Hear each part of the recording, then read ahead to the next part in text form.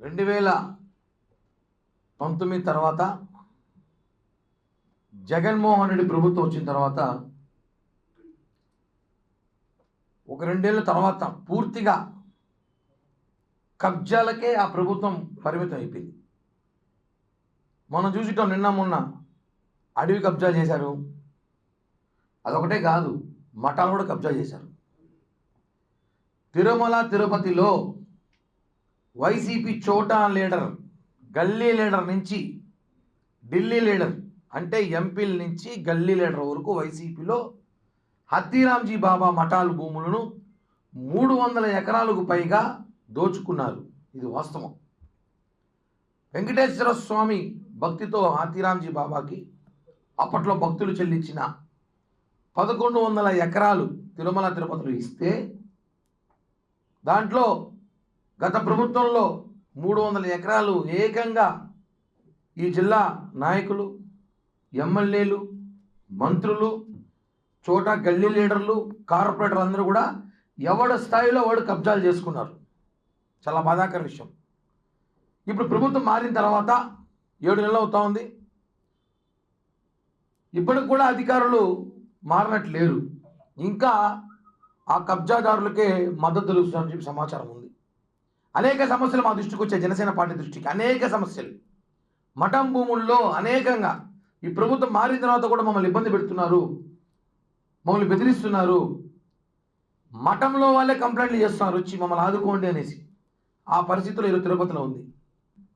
తిరుపతి పరిసరాల్లోనే, తిరుపతి సిటీలో, టౌన్లో 150 ఎకరాలు కట్టి కొట్టేశారు. తిరుపతి టౌన్లో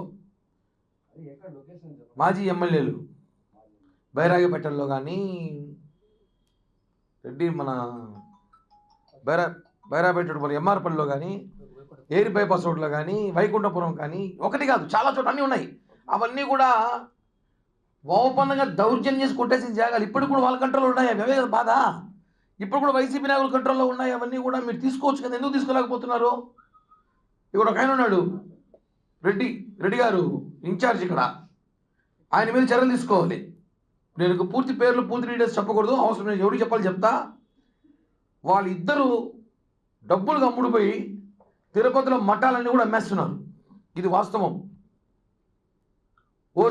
ఈ హతీరాంజీ మఠంలో తిరుపతిలో ఉన్న 2 అధికారులు లక్షల డబ్బులకు అమ్ముడుపోయి కోట్లలో ఉన్న భూములని వైసీపీ నేతలకు అంటగట్టారు. ఇప్పుడు కూడా వాళ్ళకే ఒత్తాసు పలుకుతున్నారు. అన్ని ఆధారాలతో సహా మొత్తం తీసుకెళ్ళి అధిష్టానం దృష్టిలో పెడతా, మీ అధికారుల చేతికి ఇస్తా, మీ ఆఫీసర్ల చేతిలో పెడతా, ఉద్యోగాల నుంచి ఓడగొట్టిస్తా. ఏమనుకుంటారో అర్థం కావట్లేదు. మీరు ఉద్యోగాల నుంచి ఇంటికి పంపిస్తాను. దీన్ని దయచేసి రాష్ట్ర ఇష్యూ కాదు, దేశంగా ఇష్యూ చేయకండి. మళ్ళా దీని ఇంతటితో మీరు క్లోజ్ చేసి తీసుకుంటే మంచిది. లేదంటే దేశవ్యాప్తంగా ఎవరైతే హతీరాంజీ మఠం సంబంధించిన, హతీరాంజీ బాబా సంబంధించిన ఉన్నారో, వారసులు కానివ్వండి, వాళ్ళు మఠస్థులు కానివ్వండి, అందరినీ కూడా లాగా తీసుకొచ్చి తిరుపతిలో పెద్ద ఎత్తున చేయాల్సి వస్తుంది. అందరూ తీసుకురాకని చెప్తున్నాం. అంటే దొంగలు బయట నుంచి పడలేదు, మఠంలో వాళ్ళే పడ్డారు. అదే మానుకోమని చెప్తున్నాం. దాన్ని రిపీట్ చేయకుండా దయచేసి మీకు ఇచ్చిన ఉద్యోగం, మీకు ఇచ్చిన ఫిట్ పర్సన్, మీకు ఇచ్చిన బాధ్యతను మీరు నెరవేర్చకపోతే మేము చేయాల్సి వస్తుంది ఆ పని అని చెప్తున్నాం. జనసేన పార్టీ ఒక సమస్యను టేకప్ చేస్తే ఎలా ఉంటుంది మీ అందరికీ కూడా తెలుసు. దీనికి పులి స్టాప్ అయితే జనసేన పార్టీ తరఫున పెడతాం. ఖచ్చితంగా దొంగతనం చేసిన, దొంగలించిన 300 ఎకరాలు పైగా ఉండొచ్చు, లోపల ఉండొచ్చు, దాని అయితే ఎంతవరకు వీలైతే అంతవరకు తీసుకొచ్చి మఠానికి అప్పగించే బాధ్యత జనసేన పార్టీ తరఫున తీసుకుంటాం.